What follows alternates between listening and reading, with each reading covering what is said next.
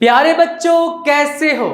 तो physics inside out platform पर मैं हूं आपका फिजिक्स टीचर और हम पढ़ रहे हैं 11th class physics new book chapter number 7 waves and vibrations. और आज के लेक्चर में हम चैप्टर नंबर 7 का जो आर्टिकल पढ़ने जा रहे हैं दैट इज आर्टिकल नंबर 7.7 जिसका नाम है experiment demonstrating stationery waves using microwaves. तो इससे पहले कि आज के इस लेक्चर को स्टार्ट करें, अगर अभी तक आपने फिजिक्स इनसाइड आउट को सब्सक्राइब नहीं किया तो जल्दी से सब्सक्राइब करके बेल आइकन के बटन को क्लिक कर दे ताकि जैसे ही नेक्स्ट लेक्चर्स अपलोड हों आपको साथ के साथ नोटिफिकेशंस मिलते रहें और आप एग्जाम्स की बहुत ही अच्छे तरीके से तैयारी करके बहुत अच्छे मार्क्स ले सके। और इसी के साथ आज की इस वीडियो को लाइक कर दीजिए ताकि लेक्चर को पूरे मजे से स्टार्ट किया जा सके। आर्टिकल नंबर 7.7 को समझने के लिए हमें पहले स्टेशनरी वेव्स के बारे में अच्छे से मालूम होना चाहिए कि what are stationary waves. Stationary waves होती क्या है। देखो लास्ट लेक्चर में हम बहुत ही डिटेल में डिस्कस कर चुके हैं कि स्टेशनरी वेव्स क्या होती हैं। एक लेक्चर पूरा स्टेशनरी वेव्स और स्टेशनरी वेव्स ऑन स्ट्रेचिंग पर था, उसमें मैंने आपको प्रॉपर डायग्राम से डिटेल में समझाया हुआ है कि व्हाट आर स्टेशनरी वेव्स। यहां पर थोड़ा सा कंसेप्ट रिवाइज करके चलेंगे ताकि हमें ये आर्टिकल समझने में आसानी हो। छोटा सा आर्टिकल है, जल्दी से समझ आ जाएगा। बस लेक्चर को स्टार्ट से एंड तक गौर से सुनना है ताकि आपको ये जो की कंसेप्ट्स हैं वो अच्छे तरीके से समझ आ जाए, क्योंकि इसमें से शॉर्ट क्वेश्चंस बन सकते हैं, एमसीक्यूज बन सकते हैं। और अगर आपको कंसेप्ट अच्छे तरीके से आते होंगे तो शॉर्ट क्वेश्चंस और एमसीक्यूज तो आपके लिए बाएं हाथ का खेल बन जाएंगे। तो यहां पर चलो स्टेशनरी वेव्स को थोड़ा सा समझते हैं। देखो अगर ये एक स्पॉट है, यहां पर मान लो स्ट्रेच स्ट्रिंग की एग्जांपल लेते हैं, ये एक स्पॉट है, यहां से एक वेव जनरेट हुई और इस तरीके से यहां पर आकर एंड हो गई। क्योंकि यहां पर देखो अब ये एंड स्पॉट है, इससे आगे तो ये नहीं ट्रेवल कर सकती, तो यहां पर क्या होगा कि ये वेव रिफ्लेक्ट बैक होगी। एक वेव है जो कि रिफ्लेक्ट बैक होगी कुछ इस तरीके से, यहां पर देख रहे हो रिफ्लेक्ट बैक होगी, हमारे पास कुछ इस तरीके की वेव बन चुकी है। अब यहां पर हमारे पास एक वेव इस डायरेक्शन में ट्रेवल कर रही थी ये वाली, और दूसरी वेव इस डायरेक्शन में रिफ्लेक्ट होकर ट्रेवल हुई है। इन दोनों की फ्रीक्वेंसी क्या है, सेम है, यानी कि दोनों की फ्रीक्वेंसी सेम है। इसके साथ साथ दोनों का एम्पलीट्यूड भी सेम है। जब दोनों की फ्रीक्वेंसी सेम है और दोनों का एम्पलीट्यूड सेम है और ये ऑपोजिट डायरेक्शन में ट्रेवल कर रही हैं, तो ये बात हमने फिजिक्स में पढ़ रखी है कि यहां पर क्या होगा, स्टेशनरी वेव्स या फिर स्टैंडिंग वेव्स प्रोड्यूस होंगी, क्योंकि डायरेक्शन क्या है, ऑपोजिट डायरेक्शन है, ऑपोजिट डायरेक्शन है। तो यहां पर जो स्टेशनरी वेव्स प्रोड्यूस हुई हैं उनमें इन वाले पॉइंट्स को हम क्या कहते हैं। अब आज आप लोग बताओ कमेंट्स में इन वाले पॉइंट्स को क्या कहते हैं। बार बार मैंने समझाया लास्ट लेक्चर में, क्या कहते हैं इन पॉइंट्स को, जो रुक के रहते हैं वहीं पर बैठे रहते हैं, इन पॉइंट्स को कहते हैं नोड। ये भी नोड है, ये भी नोड है और ये भी नोड है। और जो पॉइंट्स ऐसे ऐसे ऐसे ऐसे ऐसे ऐसे ऑसिलेट या वाइब्रेट करते रहते हैं, जिस तरह का ये वाला पॉइंट है, ये वाला पॉइंट, ये ऐसे ऐसे ऐसे ऐसे ऑसिलेट वाइब्रेट करते रहते हैं, इसलिए इनको क्या कहते हैं, एंटी नोड। यहां पर भी ये वाला जो पॉइंट यहां पर होगा वो ऐसे ऐसे ऐसे ऐसे क्या करेगा, ऑसिलेट करता रहेगा, तो इसको भी हम क्या कहेंगे, एंटी नोड कहेंगे, इसको भी एंटी नोड कहेंगे। तो यहां तक आपको समझ आ गया कि स्टेशनरी वेव्स ऐसी वेव्स होती हैं जिनमें ये वाले पॉइंट्स फिक्स रहते हैं, यानी यहां पर क्रस्ट और ट्रफ मूव नहीं करते बल्कि पार्टिकल्स वहीं पर ऐसे ऐसे करते रहते हैं। तो ऐसी वेव्स को हम क्या कहते हैं, स्टेशनरी वेव्स या फिर स्टैंडिंग वेव्स, यानी ऐसे स्टैंड हुई हैं, घूम फिर नहीं रही। जैसे नॉर्मल वेव्स में क्या होता था, वो तो इस तरह आगे जाती थी, क्रस्ट ट्रफ आगे मूव करते थे, लेकिन स्टैंडिंग वेव्स में क्योंकि ये मूव नहीं करते इसी वजह से इनको कहते हैं स्टैंडिंग वेव्स और स्टेशनरी वेव्स। तो आज के लेक्चर में हमने पहले समझना है कि व्हाट आर माइक्रोवेव्स। माइक्रोवेव्स होती क्या है। देखो बच्चे ये समझते हैं माइक्रोवेव्स का नाम सुनकर कि कुछ छोटी छोटी माइक्रोवेव्स होंगी, तो चलिए समझते हैं कि क्या इस तरह है या नहीं है। यहां पर हमने माइक्रोवेव्स की हेडिंग लगा दी है और इनकी डेफिनेशन छोटी सी लिखी है। देखो जो माइक्रोवेव्स हैं ये किस तरीके की वेव्स हैं, ये इलेक्ट्रोमैग्नेटिक वेव्स है। इलेक्ट्रोमैग्नेटिक का क्या मतलब है, ऐसी वेव्स जिनको ट्रैवल करने के लिए, प्रोपेगेट करने के लिए मीडियम रिक्वायर्ड नहीं होता। इसका मतलब है कि ये वाली जो वेव्स हैं माइक्रोवेव्स, ये विदाउट मीडियम ट्रैवल कर सकती हैं। इनको ट्रैवल करने के लिए या प्रोपेगेट करने के लिए कोई मीडियम रिक्वायर्ड नहीं होता, तो इसी वजह से हम इनको कहते हैं electromagnetic waves. They are referred to as micro. अब यहां पर ये बताना है कि इनको माइक्रो क्यों कहते हैं, छोटी होती है इसलिए माइक्रो कहते हैं, इसलिए नहीं कहते, बल्कि इनकी वेवलेंथ का जो ऑर्डर है डेट इज ऑफ मिलीमीटर्स और सेंटीमीटर्स, यानी कि इनकी जो वेवलेंथ है वो इस ऑर्डर में होती है मिलीमीटर्स या सेंटीमीटर्स में। वेवलेंथ तो आपको समझ है, ऑलरेडी मैं कई लेक्चर्स में बता चुका हूं कि व्हाट इज वेवलेंथ। तो वेवलेंथ इनकी क्या होती है कि मिलीमीटर या फिर सेंटीमीटर्स के ऑर्डर में होती है, which is shorter than those of radio waves. देखो रेडियो वेव्स की जो वेवलेंथ होती है वो थोड़ी ज्यादा होती है, बड़ी होती है, यहां पर इनकी वेवलेंथ शॉर्टर होती है, यानी मिलीमीटर्स या सेंटीमीटर्स के ऑर्डर में होती है, यानी इतने मिलीमीटर इतने सेंटीमीटर इस तरीके से हम कहते हैं। इसका मतलब है कि इनकी वेवलेंथ जब शॉर्टर है then those of radio waves, तो इसी वजह से हम इनको कहते हैं माइक्रो, यानी कि माइक्रोवेव्स। तो यहां तक आपको ये समझ आ चुका है कि माइक्रोवेव्स किस तरीके की वेव्स होती हैं। अब हम आगे चलते हैं और ये देखते हैं कि माइक्रोवेव से स्टैंडिंग वेव्स किस तरीके से बनती हैं, क्योंकि हमारे आर्टिकल का नाम क्या था, experiment to demonstrate standing waves या फिर स्टेशनरी वेव्स यूजिंग माइक्रोवेव्स। यहां पर हेडिंग लगा दी है formation of stationery waves using microwaves. इसको समझने से पहले हम एक डेली लाइफ एग्जांपल समझ लेते हैं।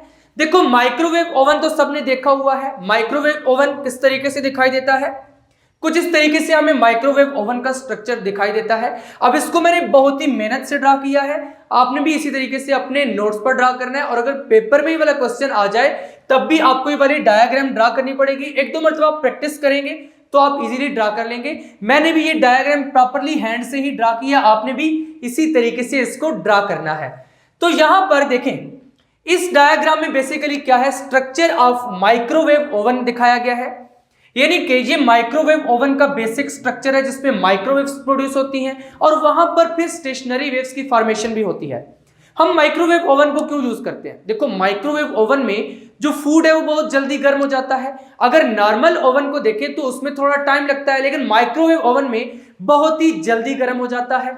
तो यहां पर माइक्रोवेव ओवन में बेसिकली होता क्या है, माइक्रोवेव ओवन के स्ट्रक्चर में ये वाला जो पार्ट है इसको हम कहते हैं मैग्नेट्रॉन, और ये मैग्नेट्रॉन क्या करता है, माइक्रोवेव्स को प्रोड्यूस करता है, क्योंकि माइक्रोवेव ओवन में सबसे पहले क्या होना चाहिए, माइक्रोवेव्स प्रोड्यूस होनी चाहिए। तो यहां पर ये वाला जो मैग्नेट्रॉन है ये क्या करता है कि माइक्रोवेव्स को प्रोड्यूस करता है। तो यहां पर मैं लिख देता हूं magnetron produces microwaves, magnetron produces microwaves.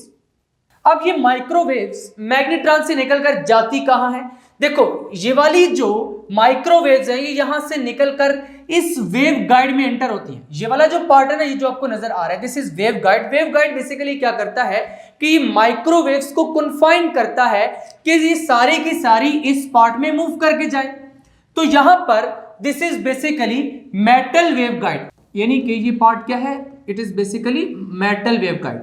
अब उसके बाद ये कहां पर जा रही है, देखें उसके बाद ये यहां पर जा रही है और यहां से साफ नजर आ रहा है कि ये कोई फैन है जिसके ब्लेड्स है, यहां पर रोटेशन होगी, तो बिल्कुल सही है। दिस इज रोटेटिंग स्टिरर, इसको हम कहते हैं रोटेटिंग स्टिरर। यहां पर मैं लिख भी देता हूं रोटेटिंग स्टिरर, जो कि घूमने वाला पार्ट है। अब बेसिकली होता क्या है, मैग्नेट्रॉन से माइक्रोवेव्स निकलती हैं और वेव गाइड इन सारी वेव्स को डायरेक्ट करता है टू दी रोटेटिंग स्टिरर। जब ये रोटेटिंग स्टिरर तक पहुंचती है तो रोटेटिंग स्टिरर घूम रहा होता है, वहां पर क्या होता है कि माइक्रोवेव्स को ये फूड पर इवनली डिस्ट्रीब्यूट कर देता है। हमारी स्पेक्टिस थोड़ी सी ठंडी हो गई थी, उनको माइक्रोवेव ओवन में रख दिए ताकि गर्म हो जाए एक प्याले में डालकर। तो यहां पर क्या हो रहा है कि ये जो स्पेक्टिस इसमें प्रेजेंट है इन पर इवनली सारी माइक्रोवेव्स पड़े ताकि यूनिफॉर्म हीटिंग हो, ऐसे ना हो कि थोड़ा सा पार्ट गर्म हो जाए और थोड़ा सा पार्ट ठंडा रह जाए। तो यहां पर बेसिकली क्या हो रहा है कि इवनली डिस्ट्रीब्यूट कर रहा है ये रोटेटिंग स्टिरर। उसके बाद यहां पर आपको ये विंडो नजर आ रही है जिसको हम खोलते हैं बंद करते हैं। अब इस विंडो के बाहर आपको ये जाली नजर आ रही है, it is basically the metal mesh. जब इसको आप क्लोज कर देते हैं तो यहां से आप देख सकते हैं यहां पर ये जो होल्स होते हैं इस मेटल मैश में, ये वेवलेंथ ऑफ माइक्रोवेव से काफी स्मॉल होते हैं। तो यहां पर फिर ये क्या है, it is a window that is metal mesh, यानी जिसके ऊपर क्या है, मेटल मैश प्रेजेंट है। तो मैं यहां पर लिख देता हूं window has fine metal mesh over it, window has fine metal mesh over it. यहां पर इसके बाद what is this, this is the turntable, जो कि ऐसे ऐसे क्या करता रहता है, घूमता रहता है। तो यहां पर मैं इसको लेबल कर देता हूं फूड ऑन टर्न टेबल, क्योंकि टर्न टेबल पर क्या प्रेजेंट है, फूड प्रेजेंट है। तो क्या लिखेंगे, food on turn table, food on turn table. अब यहां पर बेसिकली टर्न टेबल का मकसद क्या है? देखो, जब ये घूमता रहेगा तो यहां पर जो फूड है वो सारे का सारा इवनली हीट होगा। ऐसे नहीं होगा कुछ पार्ट हीट हो जाए और कुछ ठंडा रह जाए। यहां पर अब बेसिकली ये सारे का सारा मेटल का बना हुआ होता है, यानी कि एक मेटल बॉक्स होता है। This is basically metal box to keep microwaves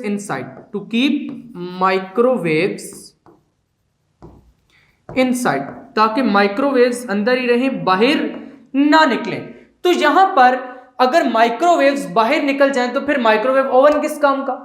तो इसी वजह से ये मेटल का बना हुआ होता है। मेटल में क्या होता है कि माइक्रोवेव्स जैसे ही जाकर टकराती हैं वो रिफ्लेक्ट बैक हो जाती हैं। यहां पर आपको नजर आ रहा है माइक्रोवेव यहां पर आके टकराई, रिफ्लेक्ट हो गई, यहां पर आई, टकरा के रिफ्लेक्ट हो गई। यानी यहां पर मेटल बॉक्स इसलिए यूज किया जाता है ताकि ये जो माइक्रोवेव्स हैं ये कैविटी में कन्फाइंड रहे, ऐसे ना हो कि यहां से बाहर निकल जाए। अब हम देखते हैं किस तरीके से माइक्रोवेव से स्टेशनरी वेव्स फॉर्म होती हैं। यहां पर हेडिंग लगा दी है formation of stationery waves using microwaves. तो पहला सेंटेंस क्या लिखा है? Stationery waves also called standing waves. देखो इनको स्टैंडिंग वेव्स कहते हैं, ऑलरेडी मैं आपको बता चुका हूं। Can be generated using microwaves. तो बिल्कुल माइक्रोवेव्स को यूज करते हुए हम क्या कर सकते हैं? स्टैंडिंग वेव्स जनरेट कर सकते हैं when they are confined within a specific region और कैविटी। यानी जब इन माइक्रोवेव्स को कन्फाइन किया जाता है स्पेसिफिक रीजन और कैविटी में, सच एज वेव गाइड्स और रेजोनेंट चेंबर्स। अब यहां पर ये क्या है? दिस इज वेव गाइड, या फिर इसको हम रेजोनेंट चेंबर भी कह सकते हैं। यहां पर माइक्रोवेव्स को क्या किया गया? कन्फाइन करके स्टिरर में भेजा गया है। Inside these structures microwaves reflect back and forth. देखो अब इस तरह के स्ट्रक्चर में क्या होगा, क्योंकि मेटल बॉक्स है या फिर रेजोनेंट चेंबर को ले लीजिए, जिसमें जैसे ही माइक्रोवेव्स एंटर होंगी जो मेटल सरफेस है वहां से रिफ्लेक्ट बैक होंगे। यानी एक माइक्रोवेव इस डायरेक्शन में जाएगी, दूसरी माइक्रोवेव इस डायरेक्शन में आएगी, तो वहां पर क्या होगा? स्टैंडिंग वेव्स या फिर स्टेशनरी वेव्स जनरेट होंगी। इसी वजह से हमने लिखा है inside these structures microwaves reflect back and forth, यानी वो बैक एंड फॉर्थ जाती हैं, producing a standing wave pattern consisting of nodes and anti nodes. तो वहां पर क्या बनेगी? स्टैंडिंग वेव्स बनेगी, क्योंकि इन दोनों वेव्स की डायरेक्शन ऑपोजिट है, इनकी फ्रीक्वेंसी सेम है और एम्पलीट्यूड सेम है। तो जब इस तरीके की वेव्स सुपरपोज होंगी तो हमारे पास क्या बनेगा? स्टेशनरी वेव्स का पैटर्न बनेगा जो कि नोड्स और एंटी नोड्स पर मुश्तमिल है। This phenomenon occurs when the frequency of the microwaves matches the resonant frequency of the cavity. ये वेरी इंपॉर्टेंट सेंटेंस है। देखो जो कैविटी या फिर रेजोनेंट चेंबर है उसमें लेंस को इस तरीके से एडजस्ट किया जाता है कि जब माइक्रोवेव्स रिफ्लेक्ट हो तो वहां पर रिफ्लेक्टेड बैक वाली वेव भी उसी फ्रीक्वेंसी की हो, यानी दोनों सेम फ्रीक्वेंसी की होंगी, तभी तो रेजोनेंस क्रिएट होगी और वहां पर स्टेशनरी वेव्स बनेगी। अगर लेंथ इस तरीके की नहीं होगी जहां से उसी फ्रीक्वेंसी की वेव रिफ्लेक्ट बैक नहीं हो सकती, तो वहां पर आपके पास स्टैंडिंग वेव्स नहीं जनरेट होंगी। यानी कि एक लेंथ को प्रॉपर्ली एडजस्ट करना पड़ता है ताकि जो रिफ्लेक्टेड बैक वेव है वो भी उसी फ्रीक्वेंसी की हो जो कि ट्रांसमिटेड वेव थी। तो वहां पर क्या होती है? बेसिकली रेजोनेंस का फिनोमेनन अक्कर होता है, यानी कि दोनों फ्रीक्वेंसीज मैच कर जाती हैं, रिफ्लेक्टेड वेव भी और ट्रांसमिटेड वेव भी। जब दोनों की फ्रीक्वेंसी मैच करेगी, ऑपोजिट डायरेक्शन में होंगी, सेम एम्पलीट्यूड होगा, तो वहां पर हमें स्टैंडिंग वेव्स का पैटर्न देखने को मिलेगा। तो यहां पर आपको थोड़ा सा बेसिक कंसेप्ट आ चुका है कि किस तरीके से माइक्रोवेव से स्टेशनरी वेव्स बनती हैं। अब हमने एक प्रॉपर एक्सपेरिमेंटल सेटअप देखना है जिसमें आपको सही तरीके से समझ आ जाएगा कि माइक्रोवेव से किस तरीके से स्टेशनरी वेव्स बनती हैं। यहां पर हेडिंग लगा दी है experimental setup for the formation of stationery waves using microwaves. तो ये है हमारे पास वो एक्सपेरिमेंटल सेटअप। अब इस एक्सपेरिमेंटल सेटअप में हमने देखना है कि ये कौन कौन से पार्ट्स हैं। यहां पर ये माइक्रोवेव्स की सोर्स है, यहां से क्या होगी? माइक्रोवेव्स निकलेंगी, तो ये हम क्या लिखेंगे? Microwave source. माइक्रोवेव्स निकल रही हैं, जा रही हैं माइक्रोवेव्स इस तरीके से। यहां पर ये क्या है? This is reflector. यहां पर ये रिफ्लेक्टर है, और रिफ्लेक्टर किसका होता है? मेटल का। मेटल से इजीली रिफ्लेक्ट हो जाती है माइक्रोवेव्स। तो यहां पर मैं लिख दूंगा मेटल रिफ्लेक्टर। क्या लिखूंगा? Metal reflector. This is metal reflector. यानी कि माइक्रोवेव्स, देखो ये वेव जो कि आपको साले लाइन में नजर आ रही है जाएगी, यहां से क्या होगी? Reflect back. ये डॉटेड कौन सी है? रिफ्लेक्टेड बैक वाली वेव है, या फिर जो डैश्ड लाइन है it is reflected back wave. अब यहां पर हमारे पास ये क्या था? Metal reflector. और दिस इज सीआरओ, इसको हम कहते हैं सीआरओ। यहां पर हमने सीआरओ अटैच कर रखी है। लास्ट एक लेक्चर में मैंने आपको सीआरओ फिजिकली दिखाई भी थी। अब यहां पर बेसिकली ये वाली जो प्रॉब है ना, ये हमारे पास कुछ इस तरीके से सीआरओ के साथ कनेक्टेड होती है, और इसको हम क्या कहते हैं? प्रोब डिटेक्टर कहते हैं। क्या कहते हैं? Probe detector. यानी कि बेसिकली ये प्रॉब है जो कि इसके साथ कनेक्टेड है CRO के साथ। अब यहां पर बेसिकली इसमें होता क्या है, ये वेव आई, यहां से रिफ्लेक्ट बैक हुई, रिफ्लेक्ट बैक होने के बाद यहां पर स्टेशनरी वेव जनरेट हुए, क्योंकि देखो दोनों का एम्पलीट्यूड सेम है, दोनों की फ्रीक्वेंसी सेम है, एक इस डायरेक्शन में जा रही है, एक इस डायरेक्शन में, तो यहां पर स्टैंडिंग वेव्स क्या होगी, प्रोड्यूस होंगे। और यहां पर आपके पास एंटी नोड बन रहा है, यहां पर नोड, ये देखो दरमियान वाले पॉइंट्स पे यहां पर भी नोड बन रहा है, यहां पर भी नोड, यहां पर भी नोड, और यहां पे क्या बन रहा है, एंटी नोड्स बन रहे हैं। अब बेसिकली होता क्या है, ये जो प्रॉब डिटेक्टर है ना, ये डिटेक्ट करता है कि यहां पर एंटी नोड बन रहा है और यहां पर नोड बन रहा है। ये CRO के साथ अटैच्ड होता है। जब हम इसको नोड पर रखते हैं तो CRO पर कोई सिग्नल नहीं आता, जब हम इसको एंटी नोड पर रखते हैं तो CRO मैक्सिमम सिग्नल शो करती है, जिसकी वजह से हमें यह मालूम हो जाता है कि यहां पर नोड है और यहां पर एंटी नोड है। देखो अभी नोड पर प्रेजेंट है तो CRO पे कोई सिग्नल नहीं आएगा, हमें यह मालूम हो जाएगा कि यहां पर नोड है, यहां पर जो पार्टिकल्स है वो वाइब्रेट नहीं कर रहे। अगर हम इसको एंटी नोड पर प्लेस करेंगे तो CRO में मैक्सिमम एम्पलीट्यूड वाली वेव जनरेट होगी, जिससे हमें यह पता चल जाएगा कि यहां पर एंटी नोड प्रेजेंट है। तो experimental setup for formation of stationery waves using microwaves, आपको समझ तो आ चुका है कि यहां पर किस तरीके से माइक्रोवेव्स निकली, रिफ्लेक्ट बैक हुई और यहां पर स्टेशनरी वेव्स बन गई। सिंपल सी कहानी थी। तो क्या लिखा है, the stationery waves can be created using microwaves, कि स्टेशनरी वेव्स माइक्रोवेव से क्रिएट हो सकती हैं सिंपल मेथड से, जो कि आपको यहां पर दिखाया गया है। अब उसके बाद यहां पर एक्सपेरिमेंटल सेटअप की हेडिंग लगा दी है। अपरेटस में क्या क्या शामिल है, यहां पर देखो माइक्रोवेव सोर्स, रिफ्लेक्टर और प्रॉब डिटेक्टर, यही तीन बेसिक थिंग्स हैं जो कि अपरेटस में शामिल है। तो इन तीनों को लिख देते हैं। सबसे पहला क्या है, माइक्रोवेव सोर्स है। ए माइक्रोवेव सोर्स जो कि ट्रांसमीटर है, जहां से माइक्रोवेव्स क्या हो रही थी, जनरेट हो रही थी, निकल के जा रही थी। उसके बाद नेक्स्ट पार्ट क्या है, ए प्रॉब डिटेक्टर, यानी कि दिस इज प्रॉब डिटेक्टर। ये प्रॉब डिटेक्टर ये क्या करेगा, नोड्स और एंटी नोड्स को डिटेक्ट करेगा। उसके बाद यहां पर हमारे पास क्या है, ए मेटल रिफ्लेक्टर, यानी कि एक मेटल प्लेट होती है जो कि माइक्रोवेव्स को रिफ्लेक्ट करती है। यहां पर basically this is the metal plate जो कि माइक्रोवेव्स को क्या कर रही है, रिफ्लेक्ट बैक कर रही है। All three components are aligned in a straight line, यानी जो थ्री कंपोनेंट्स है, माइक्रोवेव सोर्स, प्रॉब डिटेक्टर और मेटल रिफ्लेक्टर, ये तीनों एक लाइन में है। देखो एक भी अगर ऊपर नीचे होगा तो यहां पर ये वेव आपके पास इस तरीके से फॉर्म नहीं होगी। अगर प्रॉब नीचे होगी तो वहां पर डिटेक्शन नहीं हो पाएगी सही तरीके से। अगर रिफ्लेक्टर नीचे होगा तो वहां पर आपके पास क्या होगा कि वेव सही तरीके से रिफ्लेक्ट बैक नहीं हो पाएगी। यानी यहां पर बेसिकली तीनों कंपोनेंट्स क्या है, इन लाइन है, एक ही लाइन में पड़े हुए हैं, ताकि यहां पर जो एक्सपेरिमेंट है वो इजीली परफॉर्म हो सके। यहां से माइक्रोवेव निकले, वहां से रिफ्लेक्ट बैक हो और प्रॉब से डिटेक्ट हो जाए। अब एक्सपेरिमेंटल प्रोसीजर क्या है, basically generation of stationery waves pattern. सबसे पहले क्या होगा, माइक्रोवेव सोर्स से निकलेंगी, जाकर रिफ्लेक्टर से टकराएंगी, रिफ्लेक्ट बैक होंगी, दो वेव्स अपोजिट डायरेक्शन में मूव करेंगी, सेम एम्पलीट्यूड सेम फ्रीक्वेंसी वाली, तो वहां पर क्या होगा, स्टेशनरी वेव्स जनरेट होंगी। Waves emitted from the microwave source travel towards the metal plate, यानी कि जो वेव्स यहां से निकलेंगी वो मेटल प्लेट तक ट्रेवल करेंगी और उसके बाद क्या होगा, एंड आर रिफ्लेक्टेड बैक, और उसके बाद यहां पर ये रिफ्लेक्ट बैक होंगी। रिफ्लेक्ट बैक होने के बाद क्या होगा, the superposition of the incident and the reflected wave result in stationary pattern, यानी एक वेव इस डायरेक्शन में ट्रेवल कर रही है, दूसरी वेव यहां पर इस डायरेक्शन में ट्रेवल कर रही है। जब ये दोनों वेव्स सुपरपोज होंगी तो यहां पर क्या जनरेट होगा, स्टेशनरी वेव्स का पैटर्न जनरेट होगा। तो फर्स्ट पॉइंट में हमने यही बात की है। सेकंड पॉइंट है डिटेक्शन ऑफ स्टेशनरी वेव्स, यानी स्टेशनरी वेव्स को डिटेक्ट करना।